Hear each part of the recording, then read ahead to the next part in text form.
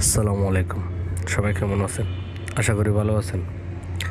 Prime over Taylor operator ও সহকারী ভাইদের উদ্দেশ্যে আজকে দুটি কথা বলবো।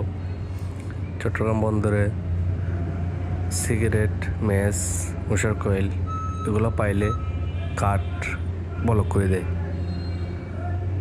শুধু শুধু এই সামান্য জিনিসের জন্য আপনার কাঠটি ব্লক করে দিবে। তো এগুলো থেকে বিরত থাকুন, এগুলো নিয়ে বন্দরে প্রবেশ করবেন না। আর পাশাপাশি ওয়েস্টকোট সবসময় গায়ে রাখবেন। ওয়েস্টকোট গায়ে না থাকলে জরিমানা করে এবং কাঠ নিয়ে ফেলে।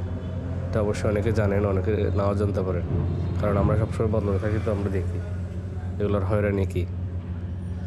তো এগুলো থেকে সবাই সাবধান থাকবেন। বন্দরে সুন্দর, তো এগুলোতে সবাই সাবধান থাকবেন।